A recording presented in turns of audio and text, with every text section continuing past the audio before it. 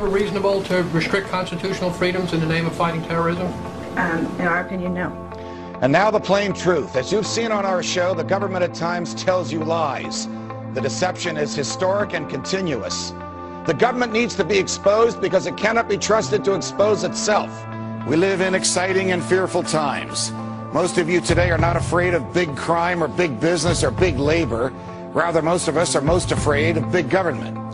All right, folks, there is a lot going on right now. Decisions being made that are unprecedented and will have an overreaching impact on what it means to live in the United States of America. Who could want a government that punishes people for speech, that lets its own agents write their own search warrants, that fights wars just to keep the military-industrial complex busy, that debases all you own by printing worthless money and putting it into the stream of commerce, that gives away more than half the tax dollars it collects, and that, despite express provisions in the Constitution to the contrary, permits the president to lock up whoever he wants and to throw away the key. The president saying he can secretly kill Americans and have bags put over our head and have us thrown into black vans to disappear forever. Or look at the TSA on the airports groping people. Look at the drones in our skies. Look at Army checkpoints now, the end of posse comitatus. We see the president signing legislation to charge people with felonies if they protest at national security events. You know, people ask, is this martial law? Yes, we've been under a soft form of martial law with secret arrest, warrantless spying, protesters getting beaten up, all of these type of things going on for a long, long time. Now they're telling us torture is good, secret arrest of citizens is good, the government taking over infrastructure is good. They don't deny all this stuff that we warn people about forever being real now. Ron Wyden and Mark Udall of Colorado, two Democratic senators, came out today and said, hey, you know what? We know things you don't because we're on an intelligence committee, and Americans would be, quote, stunned to find out how the American government is applying the Patriot Act. Documents just released indicate police departments across the country do track cell phones without bothering to get any permission from a court. After reviewing 5,500 pages of records, the ACLU says police agencies, large and small, often obtain cell phone data without court permission. If the government wants it, it needs a search warrant. If it gets it without a search warrant, it has committed a crime. A crime. Obtaining a warrant can slow down that process. Oh, and it's going to slow the process down if we have to ask for have to ask a judge, can we search authorized dollar cell phone records to find a missing person? Call me. A cell phone warrant, it usually took me about 15 minutes. Once you've written one, you've written all of them. You know, warrants are in our Constitution. You need to get a warrant before you search or seize anything. But apparently the Constitution no longer applies.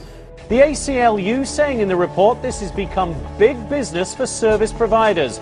The practice is so common that cell phone companies have manuals for police. If my cell phone company is going to give up my information, I think they need to send me a note in the mail, say we gave your information to a third party, because they always tell you we're not going to give your information to a third party. But they also found training manuals, like one from the Iowa City Police Department that says, in quotes, do not mention to the public or the media the use of cell phone technology or equipment used to locate the target subject. The manual also advises not to put this stuff into the police reports. So, doesn't that make you feel safe? Law enforcement is doing something that they know would probably cause public outrage and which they know raises legal questions. So their solution is not to stop doing it. No, of course not. Their solution is just to hide it from you. Unless they suspect me of a crime, the police do not need to follow me. That's why they need probable cause. And people say, what do you have to hide? I don't have anything to hide, but the police don't need to follow me if they have no reason to think that I'm in Al-Qaeda. And by the way, I'm not in Al-Qaeda. You know, it's just another sign of our ever-expanding surveillance state. One that's being sold to the people as a buffer against terrorism. But the truth is, it's being used by law enforcement all the time to track people that have nothing to do with a terrorism-related investigation. It started with the FBI, and the government said, oh, we have to let the FBI do it because they're tracking terrorists. Now it's no longer terrorists, it's every case, any conceivable case, and it's no longer terrorists, and it's no longer just the FBI, it's all the local police as well. So there you have it. That's how we destroy our Constitution right in front of our eyes. The ACLU's most recent info sheet says that 1.7 billion, with a B, emails, phone calls, and text messages are being intercepted and stored by the U.S. government. Now, the CIA, or the Central Intelligence Agency, prides itself on being the best spying machine in the world. But how much are new technologies that, we're all growing to love, growing to depend on, making the job easier for them? Be it social networking, a variety of gadgets that we all use that are now connected to the internet, like your PlayStation, your smartphone, your GPS. Soon enough, even more devices inside your home. And then they had the Secretary of Defense, they had the CIA director in there, Patriots, saying, oh, we're working with industry to have bugs and tracker systems built into all appliances. Your dishwasher is going to be listening to you. Watch what you say. We don't need warrants anymore. It's a really scary world of scary possibilities out there, and Congress is ready to counter it with over 50 cybersecurity bills introduced just in this congressional session. But is this threat being overblown? Are we conflating different threats all into one gigantic apocalyptic scenario just to line the pockets of defense contractors and create a massive cybersecurity complex? So far, nobody in Congress has actually provided evidence that cybersecurity legislation of this nature really is needed. There are a lot of folks who stand to benefit from comprehensive cybersecurity legislation, especially if that legislation comes attached with big spending. Well, if you thought that SOPA and PIPA were bad, just wait until you hear about cybersecurity legislation working its way through Congress. It's called CISPA, or the Cyber Intelligence Sharing and Protect Act, also known as HR 3523. Here, Microsoft, Facebook, Tech America, they're on board. How come? Well, it tells the internet companies, look, our bad. We didn't mean to go after you guys, okay? You're giant corporations as well. We're totally happy with you guys. What we want to do is go after anyone that dares to cross the government, and we know you guys would never make that mistake. Now you might think, come on, are they really going to do that? Hell yes, they're going to do that. Let me give you a perfect example, WikiLeaks. If they have a law like this, they can just simply come in and tell the ISP provider, look at this law that we have, it's over, shut down WikiLeaks. But also, did you notice they snuck in private entity? So if you're a threat to a private entity, they might also shut you down.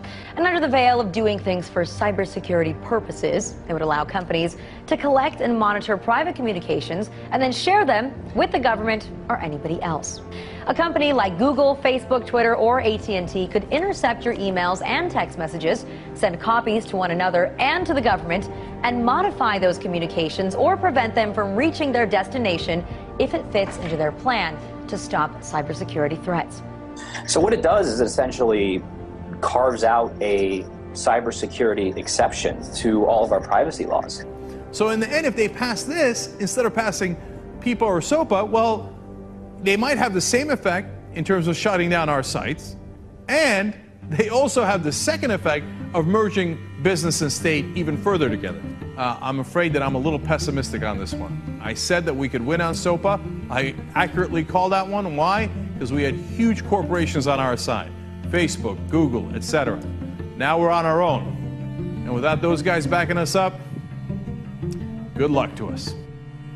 Starting Thursday, July 12th, ISPs, Internet Service Providers, will be spying not just on your bandwidth, right?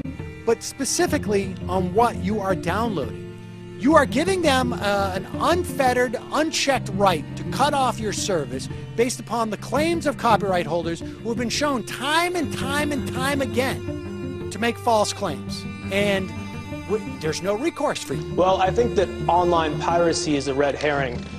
These transnational content companies make more money than ever. Look at how much money is made from legitimate music downloads via iTunes.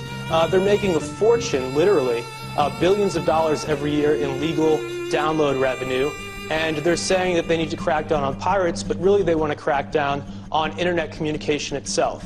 Talking Points memo reports that Facebook has started to ask certain users to upload photos of their government-issued ID cards. That includes passports, driver's licenses, work or military IDs will also do. And these documents indicate that the Department of Homeland Security has been spying on us on Facebook, and they're looking for specific words. And some of the words that they're looking for in our profiles includes marijuana, right? So I'll give you an example of some of the, words that set the alarms for the Department of Homeland Security. Drill, all right, drill, exercise, airport. Exercise, okay. Well, why don't you just go ahead and waste all of our time and our money going after that? Airport, drug, narcotics, cocaine, and marijuana. But once you create these things, they grow out of control. They do. And Big Brother just keeps on rolling on. I mean, we live in a police state at this point, with the police enforcement spying on innocent people without absolutely no probable cause. This is just another example of that. Not only is your every move on Facebook now being posted for your friends to see, but Facebook might still be watching even after you log out. Sure. So over the last few decades, we've increasingly come to entrust third parties with our private data. All of these companies have been trusted by us, and they're collecting data about us in many cases and storing it, in the cloud or in some data center. And once the data leaves our possession, it's really up for grabs for the government. A new AP investigation has revealed that the NYPD was spying on activists as far away as New Orleans. Now, if the NYPD is traveling down into Orleans to monitor a protest and tracking Muslims all over the Northeast, then one can only imagine how they're reacting to the Occupy movement. It's being called intelligent CCTV, surveillance cameras that can pick out suspicious behavior in a crowd and stop terrorists before they strike. Researchers in Reading are leading the world in developing the new technology. Researchers at Reading University think they've got the technology to spot the terrorists before they strike. First, there were eyes on the street, and now there are eyes in the skies. The Director of National Intelligence has given the go-ahead for the nation's spy satellites to be used regularly by U.S. civilian agencies and law enforcement. Now the Department of Homeland Security wants to monitor anybody who's leaving the United Kingdom, not just Americans. Now, those who are traveling to Mexico are also going to be sharing personal details, especially if they're flying to Mexico City or to Cancun. And if any travelers are pondering a vacation in Cuba or the Caribbean, be prepared to give over your info too. This is an excuse to collect everybody's information about the TSA. Turns out they're not just doing these things in airports anymore. They're now doing them at ferries. They're doing them at bus stations, on subways. So are you ready to just start having TSA everywhere that you go? Yeah. Oh, the part I found most interesting is that they've been working with ICE. So, you're going to get your papers inspected while you're being fondled.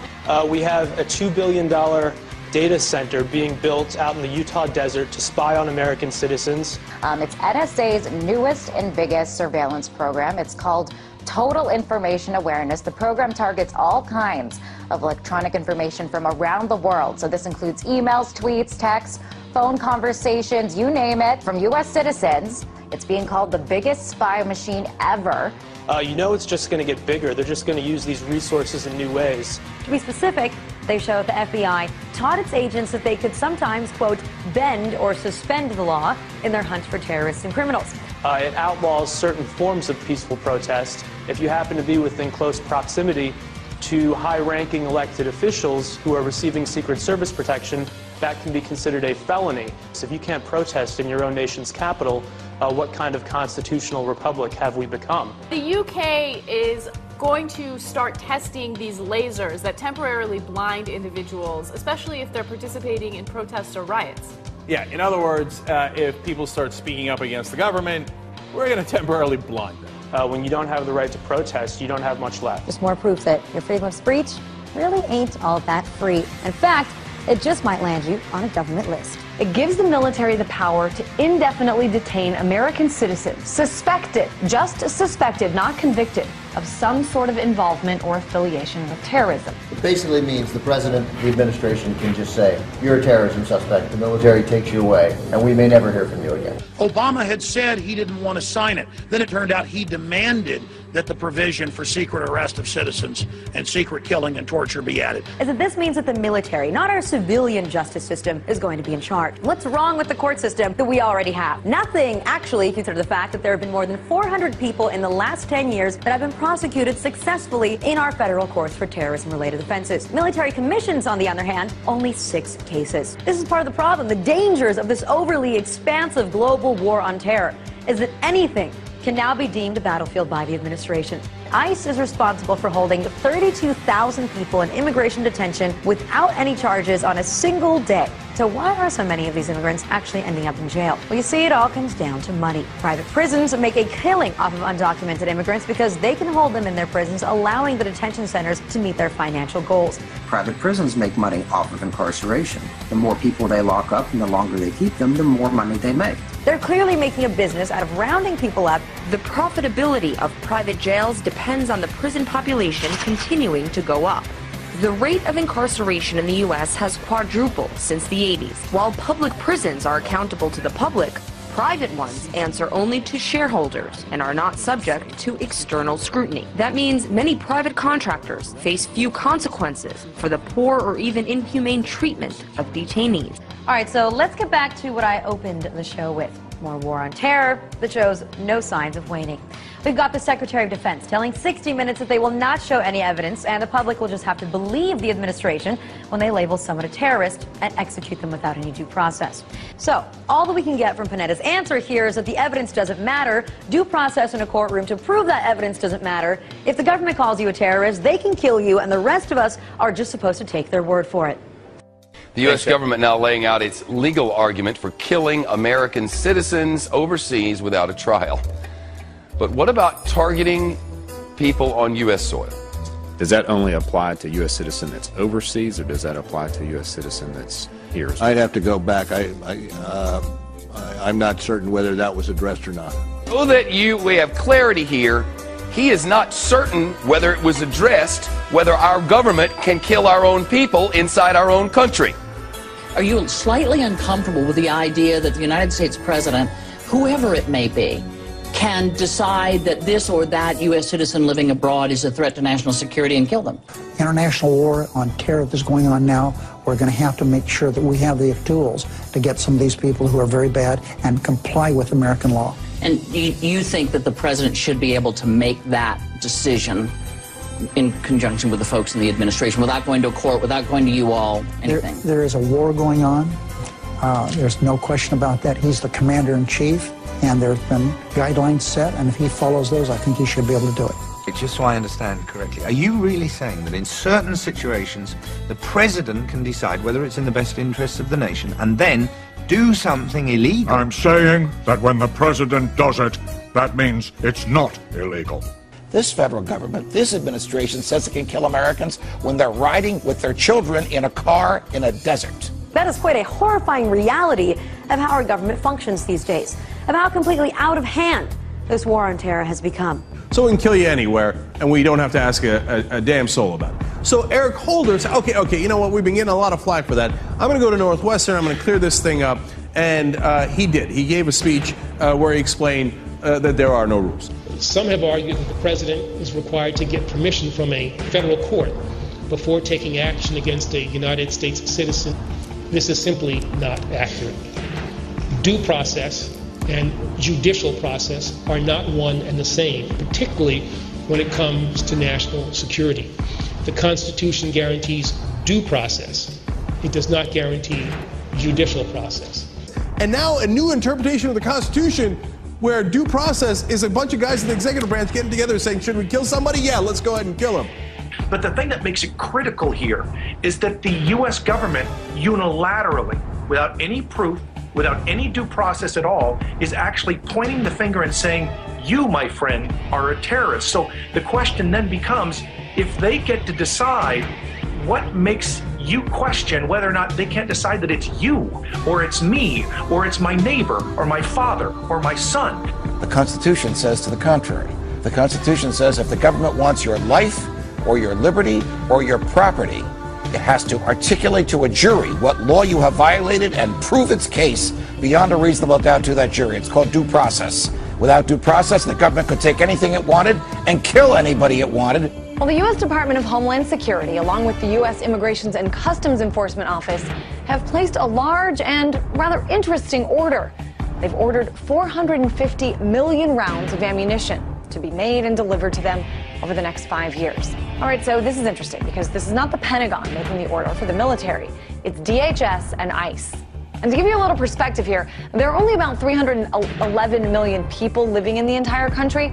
So it begs the question, why such a massive order, 450 million bullets? DHS, Department of Homeland Security, consists of the TSA, the Transportation Security Administration, and Immigration Services. This is a domestic law enforcement agency. And to be fair, some people online who don't want to believe what's going on have said that this is just going to be used for target practice, or also It could be that the government is simply stockpiling ammunition because they don't want to get into a situation where there's an ammo shortage and our law enforcement officers don't have any ammunition. And those are both fair points. But that kind of ammo that they purchased from ATK, hollow point ammunition, as you had explained, it's designed to, tear through human flesh and then expand. It's designed to kill people.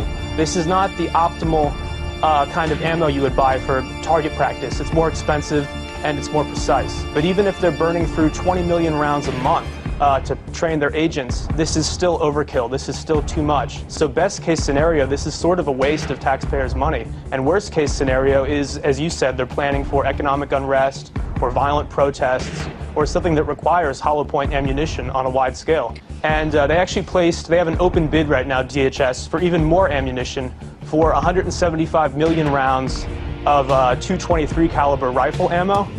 We're rapidly militarizing our domestic law enforcement officers, and I think a lot of people are scared. TSA is scary enough. Wait until they all have guns. Well, I mean, you can't speak back when they're groping you at the airport. Since 2001, the federal government has spent $34 billion on militarizing our local police enforcement. However, several police stations across the country have splurged on some pretty fancy equipment. The Bearcat 3. This is a 9-ton armored vehicle with bullet-resistant windows, gun ports, tear gas dispenser, loudspeaker, and a battering ram on the front bumper. Several departments, including the NYPD, are also using mobile watchtowers, giving cops an eye in the sky. Well, they took it one step further and used a DHS grant to get their own weaponized drone. That's right, this $300,000 Shadowhawk drone made by Vanguard Defense Industries weighs 50 pounds and can be equipped with a beanbag launcher and a taser, giving officers the ability to stop a target from the sky. Does the name Shadowhawk sound familiar? That's because they're the same brand that's used by the military in Afghanistan for counterterrorism operations. So why do cops need a tank or a drone? Well, they don't. But if they can get one, then they figure why not. Call me crazy, but these devices need to be left to the military for war situations, not to use against Americans for domestic purposes. And of course, if you throw the words national security or terrorism in there, everyone acts like it's no big deal. Even though these police departments don't need this equipment, they will still use it, and they'll use it for stupid things. Like, for instance, they'll go to they'll raid a party, for instance, right? No, but this is happening throughout the country, right? And this is a police state. Our police enforcement is militarized, so they'll overreact to stupid situations. And to give all of these agents so much firepower, it really does make you wonder if they know something that the American people do not know about. They're talking about inserting the Army into domestic law enforcement. Senator Lindsey Graham, who supports this bill, says, quote, "The homeland is part of the battlefield, and people can be held without trial, whether an American citizen or not." The government may be preparing for some sort of martial law. We shine the spotlight on an executive order that the White House was hoping that you would never learn about. Now, the president signed the National Defense Resources Preparedness Executive Order. It gives the president the power to control U.S. resources in times of war and peace. Now, this includes, but is not limited to, food and livestock, water, plants, energy, health resources, transportation, and construction materials, and gives the government the ability to, quote, control the general distribution of any material, including applicable services, in the civilian market. This would give the president of the United States the authority to declare, basically, martial law during times of peace. So it's starting to sound more and more like we're getting closer to martial law by the day. Now, while you say that most Americans say that they don't care, they have nothing to hide, I think those Americans would care, might feel differently if it turns out that what the police were doing is illegal. They're law enforcement, and yet many departments aren't even bothering to get warrants because they can get the technology on their own. And, going through the court system, getting a warrant, all that stuff is just so tedious. If you're not breaking the law, if you're not doing anything wrong, then you shouldn't worry what the government is doing. Well, I think the average person out there thinks that this is only being used to pursue radical Islam and these terrorist groups, but they don't need a law like this to go after 150 or 200 people. This is being used on tens of thousands, maybe even hundreds of thousands of Americans, where they just go on these fishing expeditions looking for stuff. And, your viewers out there can say, if I'm not doing anything wrong, I don't have anything to worry about. But we've always been told from a young age in school onward that if you're not doing anything wrong, the government in America does not look through your emails. The government does not look through what you're doing. If it's the bad guys, it's those foreign terrorists, that it's okay. It's not like my government would ever do it to me. But guess what? You're wrong, because your government would totally do that to you, and now they'll be able to by law. Some of the things that make you suspicious of terrorism are having food, having more than 7 days of food, missing fingers on your hand, having ammunition, having weatherproofed ammunition, having several guns at your house. That's right. People who pay for small purchases in cash, like coffee or gum, apparently that's a big red flag. Big time.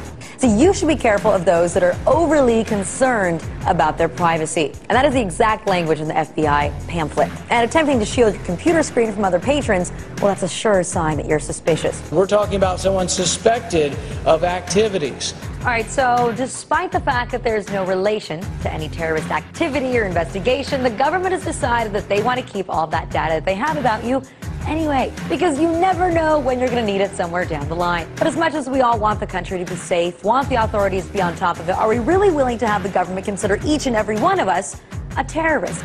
Because you see, that's essentially what's happening. If you look at the language within the guidelines of the NCTC and what it's meant for, it's supposed to receive intelligence exclusively pertaining to domestic terrorism. Counterterrorism officials are now allowed to keep tabs on anyone for up to 5 years, even if they have no ties to terror.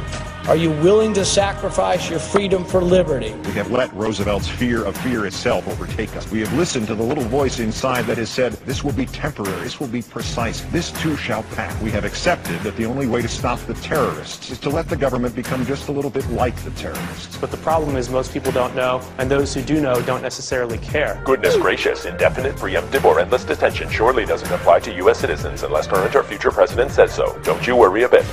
And if you somehow think habeas corpus has not been suspended for American citizens, but only for everybody else, ask yourself this. If you are pulled off the street tomorrow and they call you an alien, or an undocumented immigrant, or an unlawful enemy combatant, exactly how are you going to convince them to give you a court hearing to prove you are not? Do you think this Attorney General is going to help you? And I think that if the average person knew about this, they would be quite upset. I think the average person just doesn't know, to be honest. I hope that they do find out about these grotesque abuses of government power and just massive wastes of money. And, you know, we're more than a decade out from 9/11. We've killed Osama bin Laden. We have killed or detained most of his deputies. So the real question becomes, who are we fighting against? This should be a dinner table conversation. Every American should be asking, should we be spending billions of dollars on these things when people are out of work, when our infrastructure is failing, and when other economies like China are, you know, steaming ahead and we're falling behind? Is this really what we should be spending our money on, spying on our own people and buying ammunition to protect the government against our own people? It doesn't make sense. I think the Patriot Act should have been allowed to expire, and it's a huge mistake that Obama renewed it. So the fact that they spent hundreds of millions of dollars just to go after 7 people that are in charge of a foreign website? As you said, this has been a very partisan Congress. They can't agree to do anything. And yet, it seems like over the past few months, they've really been hell-bent on taking away Americans' rights. And I don't know why that is. The thing is, you also have to realize that it's all part of the bigger picture. It's all connected. The world around us has been manipulated, coerced in a direction where human life is outweighed by profit.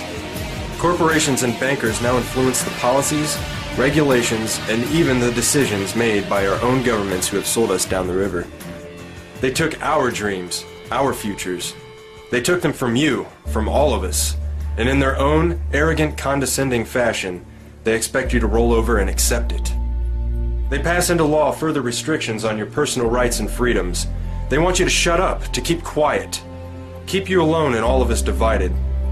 Marketing has you chasing an image, telling you what you need to do, what to think and say, how to feel, how to dress, how to be you. Who are you? Do you even know? Can you honestly tell me that you are happy with life as it is defined for you? Open your eyes, it's all out in front of you. Stop trusting these crooked politicians. They don't care about you. They don't care.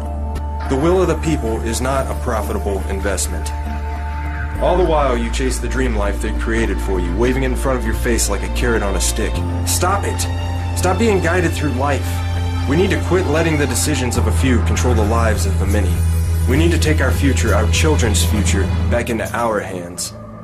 But it's clear that despite the growing number of people that have come out opposing these bills, the government is going to continue waging its own war without the support of the American people. And even if these bills don't pass, the only threat is the threat of ideas. So guess what, everybody? Say goodbye to that America that you once knew. Our government sucks. So we need to wake up and speak out about these practices before every shred of our privacy is gone. America, the greatest losses to our freedom have come not from someone attacking us, but from the government ignoring the Constitution and the majority letting them get away with it. Yeah, we torture. Yeah, we spy on you. Yeah, we do all of this, but it's no big deal. Get used to it. You know what? We're not going to get used to it. One day, somebody's going to have to make a stand. One day, somebody's going to have to say enough. People should not be afraid of their governments. Governments should be afraid of their people. When the people fear the government, there is tyranny. But when the government fears the people, there is liberty. So what do you say? Maybe we should all just stop paying our taxes and revolt. Because this is bull. It's time to wake up. First, you've got to get mad. You've got to say, I'm a human being. God damn it. My life has value. The gift of freedom that is yours by right. We must never let them take it from us. I'm as mad as hell, and I'm not going to take this anymore. This battle is just getting started.